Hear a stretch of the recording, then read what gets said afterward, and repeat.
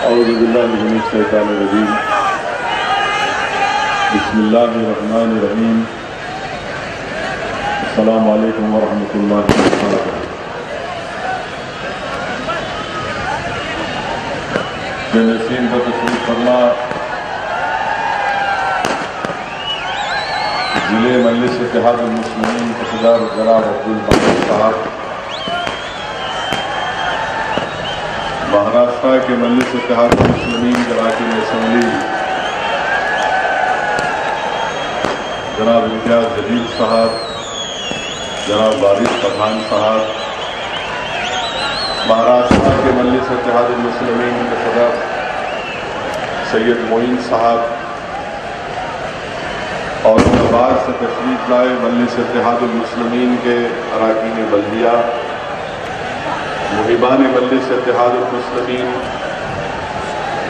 मैं आपसे गुजारिश करूंगा मेरे भाई कि पटाखे मत छोड़िए। मैं जो बोलूंगा उस मेरे अल्फाज में खुद पटाखे छूटने वाले हैं। मैं ये चाहता हूं कि मेरे अल्फाज जो अल्लाह सुब्हाना व तआला इंशाअल्लाह मेरी ज़बान से निकलेगा वो खुद एक धमाका पैदा करेंगे पूरे हिंदुस्तान में। तो आप बराए मेहरबानी उन पटाखों को बंद कर दीजिए और वक्त कम है इसलिए, और उससे अफरा तफरी पैदा होती है। मालिक साहब उसको बंद कराइए। मालिक साहब, मेरे अजीज दोस्तों, बुजुर्गों, मेरे इज्जतदार माँ और बहनों,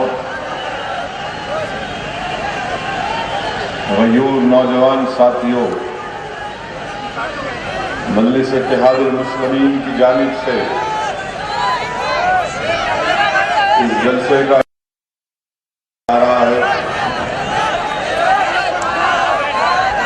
और आज आरा पर हम यहाँ पर हजारों की तादाद में जमा हुए हैं, तो वहीं पर हिंदुस्तान के कैपिटल में दिल्ली में दारुल हुकूमत दिल्ली में हुकूमत यानी मोदी के 2 साल की तकमील पर अपना जश्न मना रही है। मेरे अजीज दोस्तों, बुजुर्गों, बीजेपी की मरकज में सरकार बनकर 2 साल मुकम्मल हो चुके हैं और बड़ी जोर शोर के साथ जश्न मनाया जा रहा है। अखबारात में कोहरों रुपये के इश्तिहारात दिए जा रहे हैं। हिंदुस्तान के वजीर आजम सहारनपुर में तकरीर करते हुए अवाम के सामने ये कहा कि मैं प्रधानमंत्री नहीं हूं, मैं प्रधान सेवक हूं। आजम से मालेगांव के इस मुबारक सरजमीन से पूछना चाहती हैं कि मिस्टर मोदी, आपकी सरकार को 2 साल हुए और 2 साल की तकमील पर आपकी हुकूमत इतने बड़े दावे कर रही है जैसा कि 50 साल से आपकी हुकूमत थी हिंदुस्तान में। 2 साल में मिस्टर मोदी कह रहे हैं कि 56 इंच का मेरा सीना है। मैं आपको बताना चाहूंगा कि मैंने अपना सीना नहीं नापा अभी तक। जिस दिन नाप लूंगा बता दूंगा मुझ मोदी को। मगर 2 साल की तकमील पर बड़े बड़े बातें की जा रही हैं। मैं बीजेपी चाहूंगा और शिवसेना से भी पूछना चाहूंगा, क्योंकि शिवसेना इनके साथ हुकूमत में है नहीं मालूम कि शिवसेना ए टीम में है या बी टीम में है, मगर हम पूछना चाहते हैं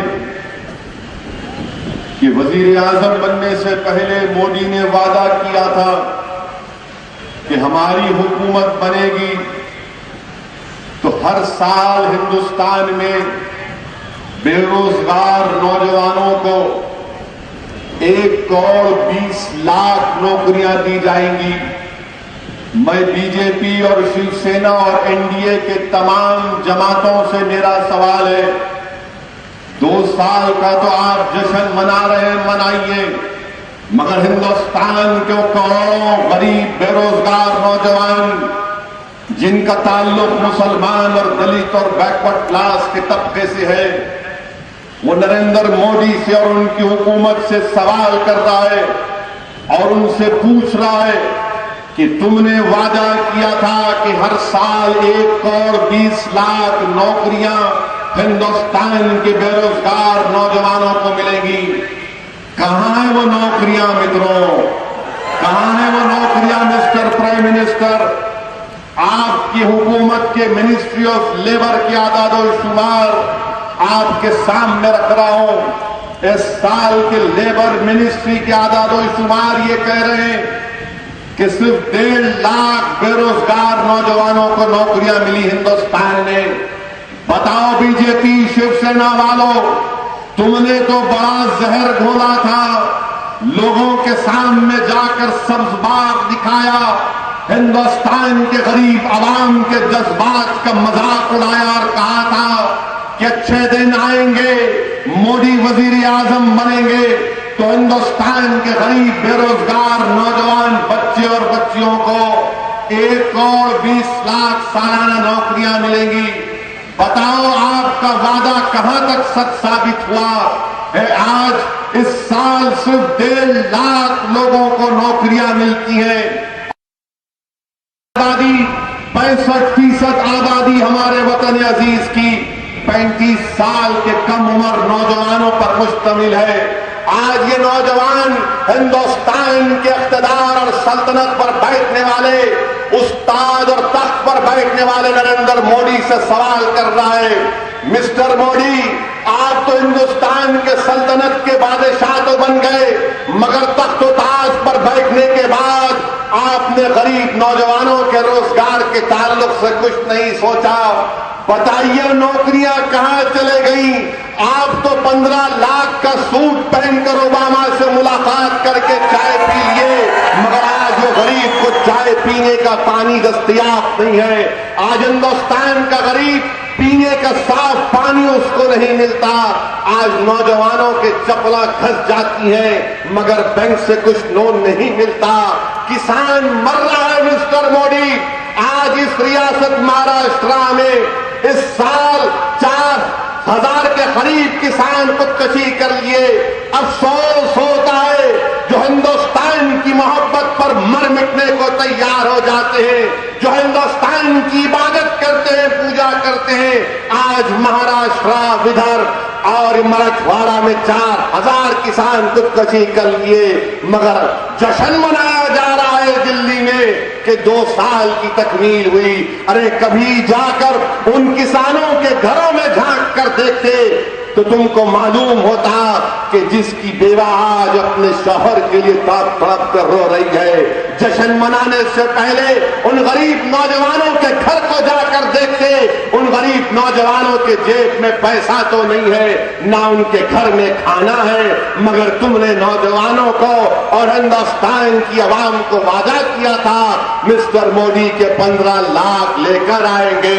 आज हिंदुस्तान की आवाम वजीर आजम से पूछ रही है, मिस्टर प्राइम मिनिस्टर कहां है मेरे 15 लाख? कहां है मेरे 15 लाख? कहां है मेरे 1,20,00,000 नौकरियां जिसका आपने वादा किया था? अरे हर महाज पर बीजेपी नाकाम साबित हो रही है। बताइए मेरे अजीज दोस्तों और बुजुर्गों, जब मोदी वजीर आजम बने, बैनुल-अक़वामी मार्केट में ऑयल बिकता था, $80 के ऊपर एक ऑयल का बैरल बिकता था। आज $45 पर एक ऑयल का बैरल मिलता है, 80 से या 85 से 35 पर आ गए, $50 कम हो गए, $50 कम हो गए, मगर पेट्रोल की कीमतों में कमी नहीं आती। $50 ऑयल का बैरल में कमी हो गई, मगर डीजल की कीमतों में कमी नहीं आती। $50 की कमी हो गई, मगर 7 मर्तबा एक्साइज ड्यूटी में इजाफा कर दिया गया। मिस्टर प्राइम मिनिस्टर, ये कौन से अच्छे दिन की आप बात कर रहे थे कि ना हमको नौकरियां मिलती हैं, ना पेट्रोल और डीजल की कीमतों में कमी आती है, मगर हिंदुस्तान के वजीर आजम बात करते हैं अच्छे दिन की। तीसरी मिसाल दे रहा हूं कि बीजेपी और शिवसेना 2 साल का जश्न मना रहे। मैं आपसे पूछना चाहता हूं कि हिंदुस्तान के जितने बैंक हैं उसमें कितना एनपी है, यानी नॉन परफॉर्मिंग एसेट, यानी ऐसा लोन जिसकी अदाई मुश्किल है, जिसको बरखास्त भूल जाते हैं, उसको एनपीए कहते हैं। मालेगांव के गयूर नौजवानों, मालेगांव की इस मुबारक सरजमीन पर बसने वाले इज्जतदार भाई और बहनों, आपको जानकर गम होगा कि हिंदुस्तान के बैंकों में एनपीए कितना है। 13 लाख करोड़ का एनपीए है, 13 लाख करोड़ का एनपीए है। और पूरे हिंदुस्तान का, हमारे वतन अजीज का बजट 18 या 19 लाख करोड़ का हमारा बजट है। एनपीए 13 लाख करोड़ का है। मिस्टर मोदी, ये कौन से अच्छे दिन की आप बात कर रहे हैं? अरे 19 लाख का मेरे मुल्क का बजट, 19 लाख करोड़ का मेरे मुल्क का बजट, और बैंकों में एनपीए 13 लाख करोड़ का। आज मराठवाड़ा में विदर्भ का किसान अगर 2 लाख का लोन लेता है, अदा नहीं करता तो खुदकशी कर लेता है। मिस्टर मोदी, आपके कौन से अच्छे दिन हैं कि विजय माल्या 9,000 करोड़ लेकर लंदन पहुंच जाता है, 9,000 करोड़ लेकर लंदन पहुंच जाता है। आप तो वादा किए थे कि ना खाऊंगा ना खाने दूंगा। ये क्या मान रहा है? ना खाऊंगा ना खाने दूंगा। फिर एनपीए कितना कैसा हो गया? 13 लाख करोड़ का। कैसे विजय माल्या भाग गया 9,000 करोड़ लेकर? कैसे हिंदुस्तान का किसान मर रहा है, खुदकशी कर रहा है? अरे इख्तियार की कुर्सियों पर बैठने वालों, क्या तुम्हारे सीनों में धड़कता हुआ दिल नहीं है? क्या तुम्हारे जज्बात खत्म हो चुके हैं कि इंसान की मौत हजारों की तादाद में हिंदुस्तान में होती है, मगर इख्तियार की कुर्सियों पर बैठने वाले, दिल्ली की सल्तनत पर बैठने वालों की आंखों में आंसू नहीं आते, जश्न मना रहे। अफसोस होता है मुझे तुम्हारे जश्न पर। तुमको जश्न नहीं मनाना चाहिए था। तुम कहते कि हम जश्न नहीं मनाएंगे, हम गरीबों की गरीब गुर्बत की तकलीफ को महसूस करते हुए कोई जश्न नहीं मनाएंगे, किसानों की खुदकशी को देखकर जश्न नहीं मनाएंगे, मगर जश्न मनाया जा रहा है। हजारों लाखों रुपये बल्कि करोड़ों रुपये खर्च किए जा रहे हैं। बीजेपी के ऑफिस के सामने पटाखे फोड़े जा रहे हैं। ऐसा लग रहा है कि दूल्हे भाई की बारात आ रही है कि बजाओ बाजा बजाओ। 2 साल हो गए, 2 साल में आपने ये नक्शा बिगाड़ दिया, 2 साल में आपने नक्शा बिगाड़ दिया। मिस्टर प्राइम मिनिस्टर, आप तो वादा किए थे कि घुसपैठी को आने नहीं दूंगा। आप तो वादा किए थे कि अगर हमारा एक सर कटेगा हमारे सिपाही का सरहद पर, तुम 10 सर काट देंगे। मिस्टर प्राइम मिनिस्टर, आपने कहा था कि पाकिस्तान से ऐसी बातचीत हम नहीं करेंगे, बिरयानी नहीं खिलाएंगे, हम सख्त जवाब देंगे। ये क्या बात है मिस्टर प्राइम मिनिस्टर? ये कौन से अच्छे दिन है कि नवाज शरीफ के घर में शादी पर पहुंच गए? उर्दू की मशहूर कहावत है कि बेगानी शादी में अब्दुल्ला की जाना। आप वहां पर पहुंच गए। हमसे कहते थे, हमारे मुस्लिम इलाकों को बोलते थे ये पाकिस्तान है, ये इलाका पाकिस्तान है, जबकि हमारे बुजुर्गों ने जब मुल्क के 2 टुकड़े किए गए तो हमने कहा हम नहीं जाएंगे। मालेगांव में जो लोग आज बस रहे नौजवानों, उस वक्त कि हम जिन्ना के पैगाम को नहीं मानेंगे, जिन्ना हमारा लीडर नहीं है, हम जिन्ना के पैगाम को ठुकराते हैं। मालेगांव के बुजुर्गों ने जब मुल्क के 2 टुकड़े किए जा रहे थे तो बुजुर्गों ने पुकार पुकार कर कहा मोहम्मद अली जिन्ना को, सुनो जिन्ना, ये वो सरजमीन है जहां पर हिंदुस्तान में सबसे पहले अगर तिरंगा लगाया गया था तो इस सरजमीन पर लगाया गया था। अंग्रेजों से आजादी हिंदुस्तान के किसी हिस्से को मिली तो 7 दिन तक मालेगांव के इलाके को मिली थी। हम जिन्ना के पैगाम को ठुकराया, हमने जिन्ना के पैगाम को ठुकराया। और आप मिनिस्टर लाहौर एयरपोर्ट पर उतरे वजीर आजम नवाज शरीफ खड़े हुए हैं, जिनको पाकिस्तान में मियां साहब बोलते, इसी वास्ते शायद हमको देख के मियां साहब से मिले प्राइम मिनिस्टर, ऐसा मिले। टीवी पर जब मैं देखा तो ऐसा लग रहा था कि किसी इलाके में एक मेला होता था, हमारे बचपने में मेला होता था, झूले लगते थे, हम लोग जाकर बचपने में झूलों पर बैठते थे, वो मिठा खाते थे। ऐसा लग रहा था कि कोई मेला हुआ था और बरसों पहले 2 भाई बिछड़ गए, बरसों के बाद मिले तो ऐसा मिल रहे मिस्टर मोदी और मिस्टर नवाज शरीफ हाथ पकड़ के चल रहे, क्यों? मैं बोला ये क्या हो रहा भाई? ये तो हमको बोलते थे कि तुम पाकिस्तान के हाथ पकड़ते, तुम पाकिस्तान को देखते, आप पकड़ लिए उनका हाथ। क्या बात है, आप नवाज शरीफ की घर की शादी में चले गए, पाकिस्तान बदलने वाला नहीं था, पाकिस्तान ने कहा मिस्टर मोदी आप घर को तो आ गए, अब हम आपके घर में टेररिस्ट को भिजाएंगे। हमारे पठानकोट के एयरफोर्स बेस में हमला हुआ, हमारे सिपाही मारे गए। बताइए कौन से अच्छे दिन है मिस्टर प्राइम मिनिस्टर, कौन से अच्छे दिन है मिस्टर प्राइम मिनिस्टर ये, जिसका आपने मुल्क से वादा किया था। हिंदुस्तान के एक्सपोर्ट्स खत्म हो गए। आपकी हुकूमत ऐलान करती है कि आप कहते हैं कि मेरी हुकूमत, मैं देश का प्रधान सेवक हूं, मेरी हुकूमत गरीबों के लिए है। तो आज मालेगांव का ये लूम चलाने वाला मिस्टर मोदी आपसे पूछ रहा है, अगर आपकी हुकूमत गरीबों पर है, अगर आपकी हुकूमत गरीबों के लिए है, अगर आपकी हुकूमत मेहनत करने वालों के लिए है, अगर आपकी हुकूमत पसीना बहाने वालों के लिए है, तो मालेगांव के लूम में काम करने प्राइम मिनिस्टर आपसे पूछ रहा है कि एक सरमायादार को फायदा पहुंचाने के लिए जो बंबई में जिसकी 27 मंजिला इमारत है, उस महल में बैठने वाले एक शख्स के लिए आपने हमारे पावर लूमों को खत्म करने के लिए, गरीबों को खत्म करने के लिए 25% डंपिंग ड्यूटी यान पर क्या आपने क्यों लगाई? बताओ मिस्टर मोदी, क्या ये अच्छे दिन है कि यान के ऊपर 25% एंटी डंपिंग ड्यूटी लगा दी है, और फिर जिसको फायदा हो रहा है कितने में बिक रहा है, कितने में बिक रहा है? वो POW रॉ मटेरियल 75 रुपये में बिक रहा है मिस्टर मोदी।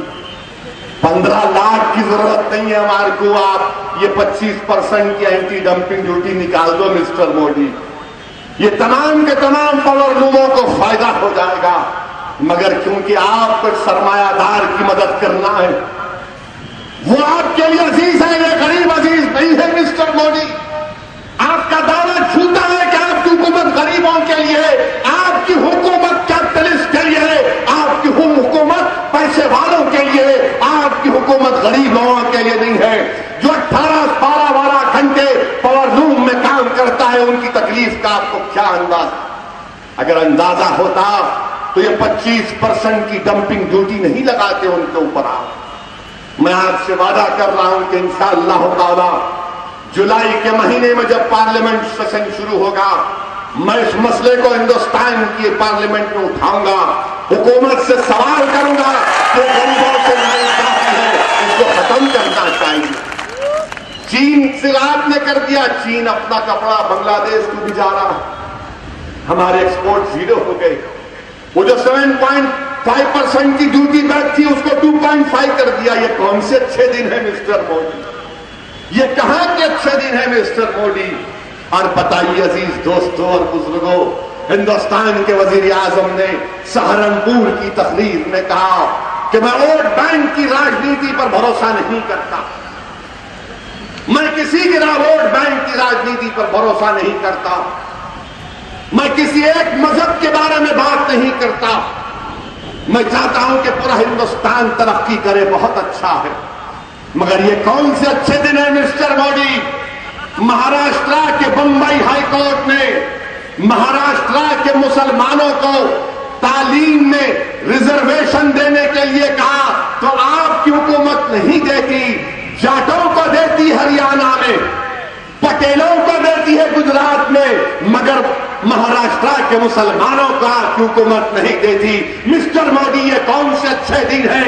आपके दावे कहां तक सच्चे हैं जब आप कहते हैं कि मैं मजहब को नहीं देखता? आपकी हुकूमत आप मजहब को देखकर नाइंसाफी कर रहे हैं। अगर मजहब आपकी आंखों में कोई माने नहीं रखता तो फिर देते क्यों नहीं? गरीब नौजवानों को महाराष्ट्र के हमारे बच्चे और बच्चियां जो तड़प रहे हैं पढ़ने के लिए, जो डॉक्टर बनना चाहते हैं, इंजीनियर बनना चाहते हैं, लेक्चरर बनना चाहते हैं, प्रोफेसर बनना चाहते हैं, साइंटिस्ट बनना चाहते हैं, ताकि चांद पर जाकर हिंदुस्तान के झंडे को गाड़े, आप क्यों नहीं देते हमको मौका? तो हमको मौका मगर जाटों को देते हैं। क्यों? जाट आपको अजीज है, महाराष्ट्र का मुसलमान अजीज नहीं है। गुजरात का पटेल आपको अजीज है, महाराष्ट्र का मुसलमान अजीज नहीं है आपको मिस्टर मोदी। मैं आप ही के अल्फाज को सामने रखकर कह रहा हूं, दुनिया तो मुझे बदनाम करती है कि ओवैसी भड़काऊ भाषण देता है। अरे ओवैसी हक को बयान करता है, और अगर हक को बयान करना भड़काऊ भाषण है, सदार की कुर्सियों पर बैठने वालों, जब सांस को रखेगा मैं हक को बयान करता रहूंगा, भड़काऊ भाषण देते रहूंगा। तुम्हारे कानों में अगर मेरे अल्फाज तीर की तरह चुभते हैं तो तैयार हो जाओ, ये अल्फाज अब रुकने वाले नहीं है। हमने 70 साल खामोशी को अख्तियार किया, हमने 70 साल अपने अरमानों को घोट घोट कर खत्म कर दिया, हमने 70 साल इंतजार किया कि काश कोई हमसे इंसाफ करे। 70 साल एक कौम के लिए बहुत लंबा अरसा होता है। अब नौजवानों, बुजुर्गों, मेरी इज्जतदार मां और बहनों, अब खामोश नहीं बैठा जा सकता। अब घुट घुट कर हम खामोश नहीं रोएंगे। अगर हम रोएंगे तो वो भी रोएंगे, अगर हम हंसेंगे तो वो भी हंसेंगे, अगर हम तरक्की करेंगे तो मुल्क भी तरक्की करेगा, अगर हम नहीं तो दुनिया भी नहीं। मेरे अजीज दोस्तों और बुजुर्गों, ये पैगाम मैं देना चाहता हूं, ये सोच का तब्दील करना पड़ेगा। नहीं खामोश ये अख्तियार नहीं करेंगे, लड़ेंगे अपने हक के लिए। जमहूरियत है, हिंदुस्तान का कॉन्स्टिट्यूशन हमसे कहता है कि अपने हक के लिए लड़ो।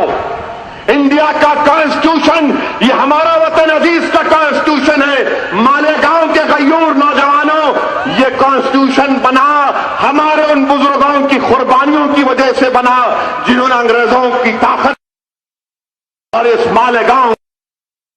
अगर आज तुम उन मुजाहिदीन आजादी करना चाहते हो तो उठो नौजवानों, उठो।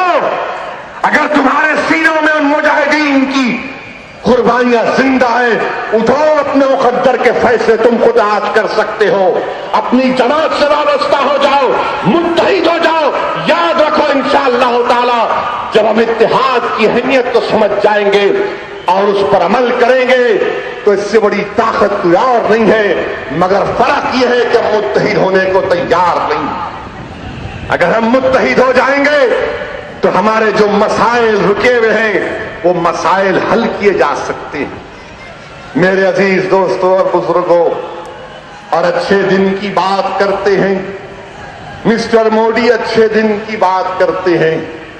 अच्छा, मुझे यह भी बताया गया कि कोई राष्ट्रवादी कांग्रेस के लीडर भी आए थे, कहीं यहां पर आए, सुना मैं, आकर बहुत मेरे बारे में बोल के गए। अरे राष्ट्रवादी वालों, मेरी शादी हो गई, मेरे बच्चे हैं माशाअल्लाह, मेरे पीछे क्यों पड़े हो? मेरी दरियाफ्त करना छोड़ दो, मैं नहीं हूं बैचलर अभी। अरे उनके पीछे उन्हें तो कुछ करने तैयारी नहीं, मगर आप मेरे पीछे और हमारे बारे में बोले जाते, ये ऐसा वैसा, वो मंजलिस इनसे मिली भी है, मंजलिस उनसे मिली भी है। कांग्रेस पार्टी तमाम मौजिद भी है,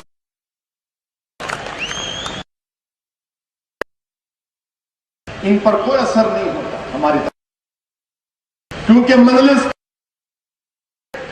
दलितों और मुसलमानों आरएसएस से लड़ रही है, कांग्रेस राष्ट्रवाद, तो ये तमाम के और कैसे एक हो गए? मुझ पर इल्जाम, मेरी जमात पर इल्जाम, अब्दुल मालिक पर इल्जाम, मैं उत्तर प्रदेश जाता हूं तो इल्जाम, मैं हिंदुस्तान के कोने में जाता हूं तो इल्जाम। अरे बताओ, क्या तुम्हारा गुरूर खत्म कब होगा? क्या हिंदुस्तान का मुसलमान कांग्रेस वालों बताओ, क्या मैं तुम्हारी गुलामी करने के लिए पैदा हुआ? बताओ कांग्रेस वालों, क्या मेरा पैदा होना इस दुनिया में तुम्हारी गुलामी करने के लिए नहीं? कांग्रेस वालों, मेरा इस दुनिया में पैदा होना अल्लाह की इबादत करने का वही मकसद है। मैं अल्लाह की गुलामी करूंगा, तुम जैसे थर्ड क्लास लोगों की गुलामी नहीं करूंगा। मैं लोगों को जगाऊंगा, तुम्हारा असली चेहरा सामने आ गया। तुम्हारे कई चेहरे हैं जो सामने आते हैं। वारिस पठान को सस्पेंड क्यों किया? वारिस पठान को सस्पेंड क्यों किया? क्योंकि वारिस पठान ने कहा कि मैं तौहीद परस्त हूं। वारिस पठान ने कहा कि मैं तौहीद परस्त हूं। वारिस पठान ने कहा कि हिंदुस्तान के दस्तूर में, हिंदुस्तान के कॉन्स्टिट्यूशन में कोई नारा नहीं है। वारिस पठान ने कहा कि मैं नहीं बोलूंगा। वारिस पठान ने कहा कि मैं इसलिए नहीं बोलूंगा कि अगर आज मैं तुम्हारे डर और हौल से कुछ बोलूंगा तो आने वाली नस्ल मुझसे कहेगी कि तू एक गयूर मुसलमानों का नुमाइंदा था, तू चंद लोगों के सामने डर गया। मैं नहीं बोलूंगा, मैं नहीं बोलूंगा। तो उसका नतीजा क्या निकला? उसका नतीजा यह निकला कि कांग्रेस पार्टी महाराष्ट्र के विधानसभा में रेजोल्यूशन मूव करती है और कहती है कि वारिस पठान को निकाल कर फेंक दिया जाए। वारिस पठान ने कहा निकाल दो मुझे, मगर हिंदुस्तान का कॉन्स्टिट्यूशन मुझसे इस बात का मुतालबा नहीं करता। मैं वकील हूं, मैं जानता हूं दस्तूर को मैं नहीं कहूंगा। राष्ट्रवादी कांग्रेस का वो जोकर जो यहां पर आया था, ठीक है, मुमरा को आ रहा हूं प्यारे, मुमरा को आ रहा हूं, वहां पर भी मेरी आवाज इंशाअल्लाह ताला पहुंचेगी और तुम्हारी नींद को और खराब करेगी, तुम्हारा ब्लड प्रेशर और बढ़ाएगी, तुमको और डायबिटिक करेगी, तुम्हारे दिल को और परेशान करेगी। वो उठकर बोला वारिस को निकाल कर फेंक। क्यों फेंके वारिस को? क्या जुर्म था मेरा? वारिस पठान नहीं है, वारिस आप हैं। जो हिंदुस्तान के सेक्युलरिज्म पर यकीन करता हो वारिस है, जो हिंदुस्तान के कॉन्स्टिट्यूशन को मानता हो वारिस है, जो तौहीद परस्त है वो वाहिद वारिस है। वारिस को निकाल कर फेंक दिए। कांग्रेस ने रेजोल्यूशन मूव किया, राष्ट्रवादी कांग्रेस ने मूव किया और बीजेपी और शिवसेना ने कहा ओके, जब आप और हम साथ हो गए तो फिर मजलिस क्या चीज है। आपने देख लिया कि कांग्रेस जो कहती थी दिल्ली में, उनके बड़े लीडर बोलते पार्लियामेंट में, हम सावरकर को नहीं मानते। फिर आपके प्यारे महाराष्ट्र के असेंबली में सावरकर की बात नहीं कर रहे थे। वारिस का सस्पेंशन इस बात की गवाह है कि तुम सावरकर की सोच पर चलते हो। हम हिंदुस्तान के कॉन्स्टिट्यूशन को सामने रखकर चलते हैं। तो हिंदुस्तान को सेकुलर नहीं देखना चाहते, हम हिंदुस्तान को सेकुलर बरकरार रखना चाहते हैं। कांग्रेस पार्टी ने ये काम किया। अब बोलते हैं कि आप इनसे मिले हुए हैं, उनसे मिले हुए हैं। अरे भाई, तुम मेरा रिश्ता कितनों से मिलाओगे? कितनों से मुझे मिला के हाँ मैं मर्द जरूर हूं, जरूर एक मर्द की तरह सामने ठहरा हूं तुम्हारे, और इंशाअल्लाह ताला मजलिस का हर अदना रुकन सीना तान कर खड़ा रहेगा जालिमों के खिलाफ। मगर याद रखो कांग्रेस वालों, हिंदुस्तान को अगर बचाना है तो तुमको बचाना जरूरी नहीं है। हिंदुस्तान मजलिस से बड़ा है, हिंदुस्तान कांग्रेस से बड़ा है, हिंदुस्तान कांग्रेस के परिवार से बड़ा है, हिंदुस्तान संघ परिवार से बड़ा है, हिंदुस्तान मोदी से बड़ा है, हिंदुस्तान सावरकर से बड़ा है, हिंदुस्तान सबसे बड़ा है। हिंदुस्तान को बचाना है, कांग्रेस को नहीं बचाना। कांग्रेस कहीं डूब जाने दो, मुल्क ना डूबे। याद रखो, असदुद्दीन ओवैसी दुनिया से चला जाएगा मगर मुल्क को बचाना। कांग्रेस वाले क्या बोलते, हमको बचाओ तो मुल्क बचेगा, हमारे परिवार को बचाओ तो मुल्क बचाएगा।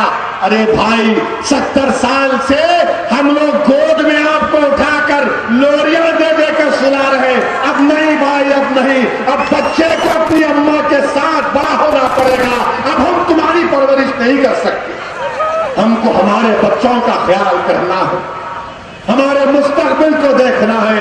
मगर कांग्रेसी बोलते मोदी को रोकना है, बीजेपी को हराना है। तो कांग्रेस को ला लो आप। कांग्रेस वालों, 280 सीट पर मोदी जीत के आया मेरी वजह से। महाराष्ट्र में 40 से ज्यादा एमपी सीट पर कामयाब होगा मेरी वजह से। तुम पूरे बर्बाद हो गए मेरी वजह से। शरद पवार साहिब की मैं बड़ी इज्जत करता हूं। मुझे अफसोस होता है जब उनकी पार्टी का एक जोकर इस तरह की बात करता। शरद पवार साहब 75 साल के हुए, अच्छा है और जियो। उनकी 75वीं सालगिरह में चीफ गेस्ट असदुद्दीन ओवैसी थे, नरेंद्र मोदी थे। कौन थे चीफ गेस्ट? कैसा कूद कूद के जा रहे थे, सर सर सर सर को भी सर आगे सर कह के सर जी सब बराबर है हिंदुस्तान के कॉन्स्टिट्यूशन में। कोई बड़ा नहीं, कोई छोटा नहीं, सब बराबर है। आप उनको बुलाते अपनी सालगिरह में, मैं अपने घर में अपने बच्चे का हकीका कराता हूं, गैर को नहीं बुलाता हूं। बच्चे की खतना हुई तो बोलता हूं, मेरे दलित भाई को बोलता हूं, आजा बाप बैठ, खुशी का मौका है, थोड़ा खा लेंगे अपन। आप अपनी 75वीं सालगिरह में मोदी को बुलाते और असदुद्दीन ओवैसी पर उंगली उठाते। याद रखो, तुम मेरे अल्फाज का मुकाबला नहीं कर सकते, तुम मेरे अल्फाज का इंशाअल्लाह मुकाबला नहीं कर सकोगे। अगर मैं बोलना शुरू कर दूं तो फिर तुम बहुत नाराज हो जाओगे, बहुत तकलीफ होगी। इसीलिए बेहतर है कि जो 75,000 करोड़ का करप्शन तुमने किया इरिगेशन में, तुम अपने आप को बचाने की कोशिश कर रहे हो, बचा लो, मुझे उसकी फिक्र नहीं है। मगर हमारे पीछे मत पड़ो, अपने आप को बचा लो, अपने पार्टी के सदर को बचाओ कि जेल की सलाखों के पीछे ना चला जाए। याद रखो, अब मजलिस रुकने वाली नहीं है। महाराष्ट्र के हर गांव में, हर जिले हेडक्वार्टर पर मजलिस आ चुकी है और मजलिस पूरी ताकत के साथ मुसलमान और दलितों और कमजोर तबकात को साथ लेकर काम कर रही है। मैं कांग्रेस वालों से पूछना चाहूंगा, क्या कांग्रेस पार्टी मालेगांव 2006 30 सितंबर को जो बम ब्लास्ट हुआ, जिसमें मालेगांव के बच्चों को, नौजवानों को गिरफ्तार करके 5-5 साल जेल में सड़ाया गया, मारा गया, उनके नाखूनों को निकाला गया, पीटा गया, भूखा रखा गया, क्या कांग्रेस पार्टी अब अदालत में उन मालेगांव के नौजवानों को बेकसूर करार दिया? मैं चैलेंज कर रहा हूं कांग्रेस पार्टी, क्या तुम 2006 के बम ब्लास्ट के हमारे बच्चों को, जो तुम्हारे जुल्म की वजह से, तुम्हारे तासुब की वजह से, तुम्हारी दुश्मनी की वजह से, तुम्हारी नफरत की वजह से हमारे बच्चों की जिंदगी खराब हुई, क्या तुम आज माफी चाहने तैयार हो? बताओ, क्या तुम आज माफी चाहने को तैयार हो कांग्रेस पार्टी वालों? अशोक राव चौहान तो सदर हैं, मैं आपसे पूछना चाहता हूं कि आप तैयार हैं? पृथ्वीराज चौहान से पूछना चाहता हूं कि आप तैयार हैं? तो बोलेंगे, खामोशी अख्तियार करेंगे। क्या क्या किया गया, कैसे कैसे मारा गया। मैं पढ़ रहा था फ्रंटलाइन मैगजीन में, हमारे नौजवानों की जुल्म की दास्तान को बयान किया गया। ये कांग्रेस वालों के सामने अगर आप हक को बयान करेंगे तो खामोश हो जाएंगे, मर्द नहीं बनेंगे, कमजोर होंगे। तो मैं हमारे भाई से कहना चाहूंगा, मखदूमी भाई से, ये हकीम भी है सुना, जरा कुछ ताकत की दवा बना के दो इन लोगों को, कुछ तो बना के दो इनको आप। ये ऐसे नामर्द मुखन्निस हैं जो बच्चों की जिंदगी को तबाह कर दिए।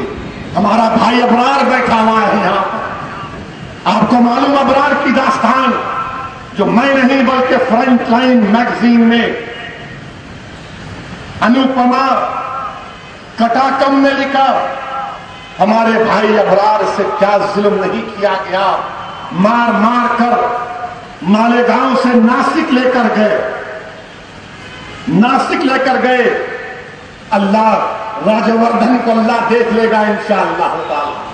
राज्यवर्धन, तुम कभी सुकून से नहीं रहोगे।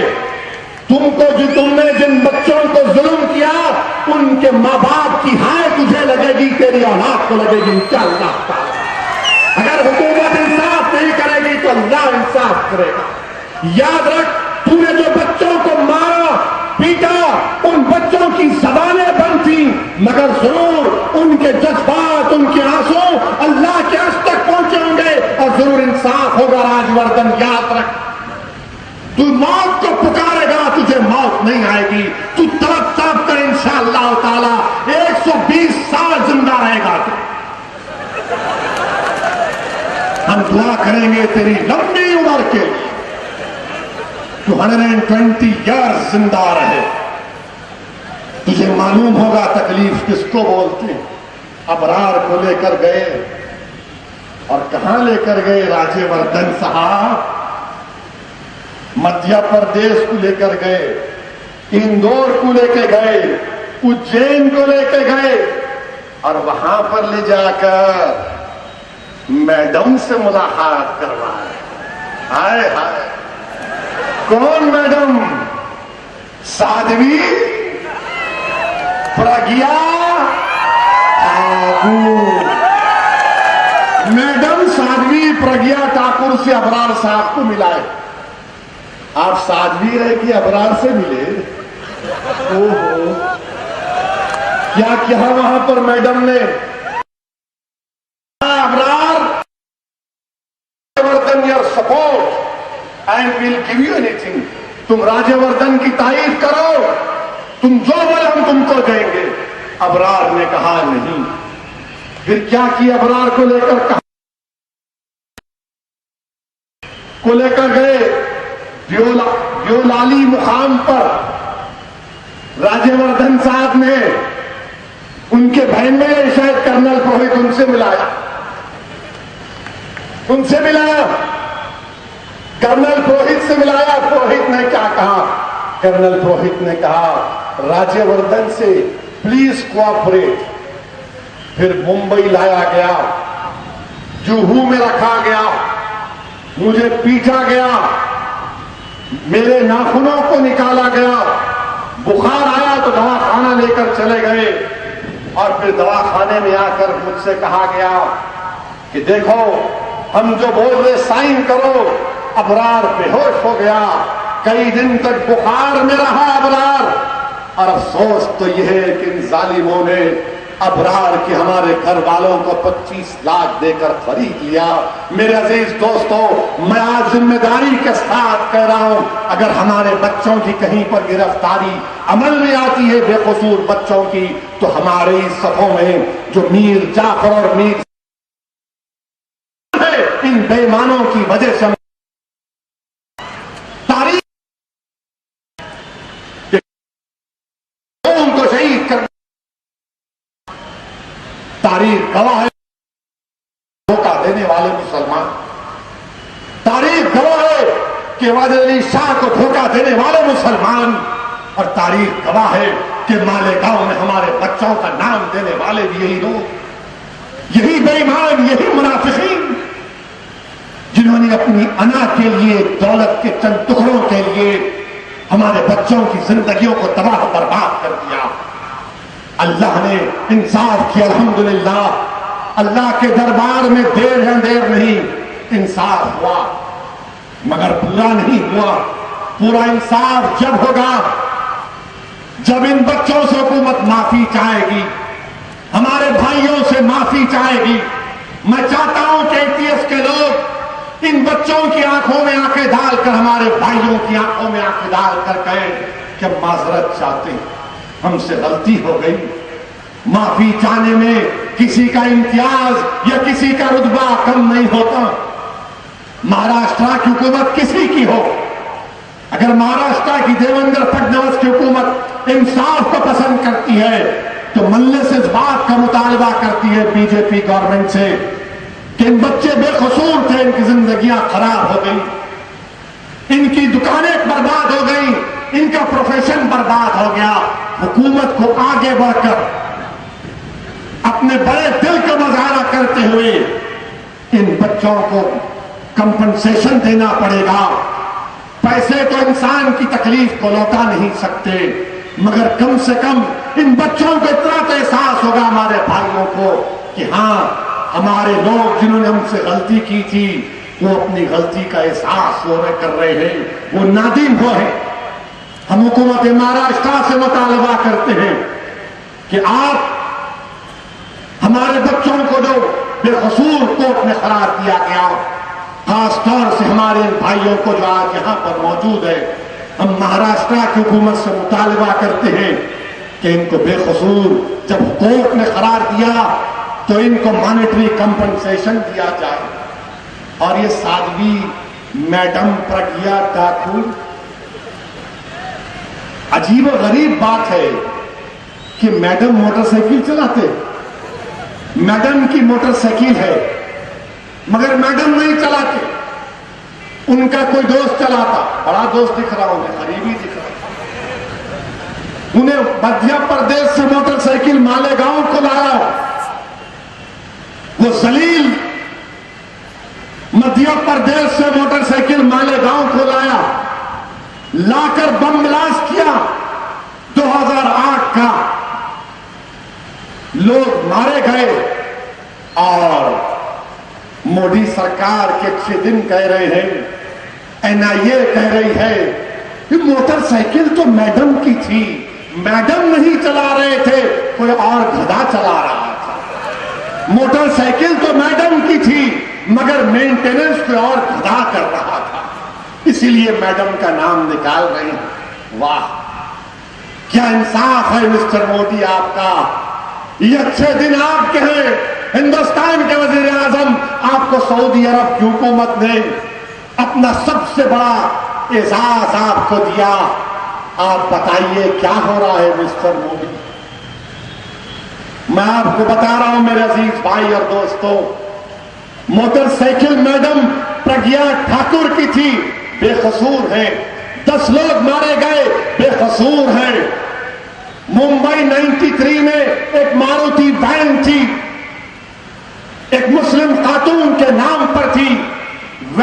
हथियार निकले। कोर्ट ने कहा तुम भी मुलजिम। कोर्ट ने उमर कैद की सजा सुनाई, सुप्रीम कोर्ट ने सुनाई। मिस्टर मोदी आपको क्या हो गया? आपकी एनआईए भी कह देती कि जब बंबई के बम ब्लास्ट में एक मारुति वैन एक औरत के नाम पर थी तो कोर्ट ने कहा तुम भी मुजरिम। जब मोटरसाइकिल साध्वी के नाम पर है तो साध्वी मुजरिम नहीं बन सकती क्या? जवाब दो क्या साध्वी मुजरिम है नहीं? मालेगांव के आवाम जवाब दो, क्या साध्वी मुलजिम है नहीं? जोर से नारे आवाज में आवाज दो। सुन लो इख्तिदार वालों, ये उस सरजमीन आवाज आ रही है गरीबों का खून पर, इंसानों का खून बहा, जहां पर बच्चे यतीम हुए, जहां पर इन नौजवानों ने अपनी जिंदगियों को खराब कर दिया, लुट गए पिट गए। आज इंसाफ का मुतालबा कर रहे हैं।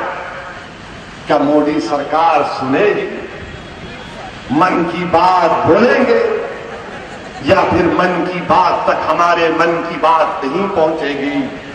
हम हुकूमत से मुतालबा कर रहे हैं, ये गलत हो रहा है, ये गलत हो रहा है। साध्वी को जेल जाना चाहिए प्रोहित के साथ। याद रखो, दहशतगर्दी कोई भी करे, किसी भी मजहब का आदमी करे, वो हिंदुस्तान के लिए अच्छा नहीं है, हिंदुस्तान के लिए अच्छा नहीं है। मैं तुमसे कह रहा हूं, आज अगर ये हुकूमत दहशतगर्दों के खिलाफ नरम रवैया मुस्तकबिल में इसका मुतालबा करते हैं, साफ करो। और हद तो कि हमारे ट्रेनिंग्स कर रहे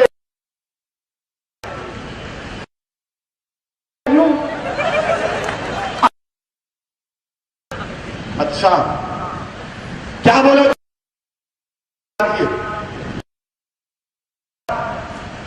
ये बोलते नहीं। लोगों ने पूछा ये मैं बजरंग दल योद्धाओं में, आप महाराष्ट्र को हो ना गढ़ी चोरली में, वहां चले जाओ, वहां नक्सलाइट है, वहां जाके दिखाओ, अपना ताकत दिखाओ, वहां जाके नारे लगाओ भारत, फूला बोलो, जाओ अंदर जंगल में जाके वहां कूदो, वहां दिखाओ, तलवार दिखाओ। वहां नहीं जाएंगे, वहां अंदर गए तो कपड़े भी वापस नहीं आते। खाली ये पेपर टाइगर है, ये यहां कूद रहे वहां कूद रहे। मेरे को आगे टीवी वाले बोल रहे ऐसा कर रहे, बोला क्या करते? बोला अगर हम खाली मालेगांव में अगर हमारे भाई की शादी की बारात निकली, या औरंगाबाद में निकली, या हैदराबाद के किसी गली में हमारे भाई की शादी की बारात निकली, अगर हम खाली एक लकड़ी को तलवार समझ के नाचते तो पुलिस आके बोलती कहां से लाया ये चाकू, कहां से लाया, तलवार कहां से लाया, किधर से लाया, कौन दिया? ये क्या इंसाफ है? अगर वो कैंप मुसलमान करते तो क्या करते? हिंदुस्तान में बोलते आईसिस आ गई, आईसिस आ गई, आईसिस आ गई। अब आईसिस का जिक्र आया, वो आईसिस के लोग अपने आप को दाइश बोलते, उन्होंने वहां बैठे हुए, वहां बैठ के उन्होंने मेरे दुश्मन बन गए। दाइश वाले मेरी फोटो दिखा रहे, औरंगाबाद में इलेक्शन कैंपेन कर रहा हूं, मेरी फोटो दिखा रहे दाइश वाले। अरे ये कौन सा खलीफा है? ये बगदादी है। तू तेरे को क्या खलीफा, तुम कहां का खलीफा? उनके बच्चे वीडियो डाल के 100 दिन वो इसी को डरा रहे, ऐसा करेंगे। अरे बाबू, तुमको मैं चैलेंज कर रहा हूं, आ जाओ जिहाद पे डिबेट कर लेंगे। आईसिस वाला आओ, जिहाद पे डिबेट करेंगे। आओ, तुम जिस जगह बोले मैं तैयार हूं, जिहाद पे डिबेट करेंगे। अरे तुमको इस्लाम नहीं मालूम?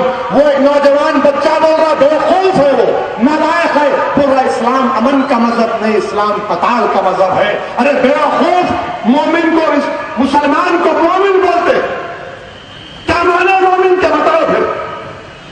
के माने है ही नहीं है, बोलता नहीं कताल। नूरुल मसाबे पढ़ो जाके ऐसे वालों, नूरुल मसाबे में 20 शराइत लिखे गए जिहाद के। अल्लामा वो बहुत बड़े आलिम दीन ने क्या लिखा, अल्लामा रागिब अस्फहानी रहमतुल्लाह अलैह ने बताया जिहाद 3 किस्म का। इन्हों बता रहे नहीं असदुद्दीन ओवैसी तागूत है। प्यारे, ये अजीब गरीब है, तुम डर के भाग गए हिंदुस्तान से, मैं खड़ा हुआ हूं देखो। तुम डर के भाग गए बीजेपी से, तुम डर के भाग गए मोहन भगवत से, तुम डर के भाग गए शिवसेना से। मैं डर कर नहीं भागा, मैं अल्लाह से डरने वाला हूं और इन तमाम से नहीं डरने वाला। मैं मुल्क से भागने वाला नहीं हूं, मैं जिंदा रहूंगा। सुनो बगदादी, अगर मेरी आवाज तेरे कान तक पहुंचे तो सुन, असदुद्दीन ओवैसी जिंदा रहेगा तो एक मुजाहिद की तरह रहेगा, और अगर दुनिया से जाएगा तो शहीद बनकर जाएगा। मैं पीठ दिखाकर नहीं भागने वाला, मैं हिजरत के मुकद्दस नाम पर फरार की जिंदगी नहीं गुजारूंगा। यह मुल्क मेरा है, इस मुल्क में रहूंगा, बाइज्जत मुसलमान बनकर रहूंगा, बड़े फख्र के साथ मुसलमान बनकर रहूंगा, अपने हक के लिए लड़ता रहूंगा। अरे वो बाप पर बैठकर ये बातें करने वालों, इस्लाम तुम हमको मत सिखाओ। इस्लाम हम जानते हैं, तुमसे अच्छा जानते हैं। तुम्हारे बाप को बगदादी को भी इस्लाम सिखाएंगे, और अगर हमसे बात करा तो बगदादी को कलमा भी पढ़ा देंगे इंशाअल्लाह। मेरे अजीज दोस्तों और बुजुर्गों, मैं अपने गुफ्तगू खत्म करने से पहले आपसे अपील कर रहा हूं कि खुदा के लिए मालेगांव में मजलिस को मजबूत करो। इन बच्चों को देखो, ऐसे कितने बच्चे जुल्म का शिकार होते रहेंगे। अपनी जमात को मजबूत करो, मुत्तहिद हो जाओ, और याद रखो अल्लाह कुरान में फरमाता है कि मुत्तहिद हो जाओ, एक मजबूत रस्सी की तरह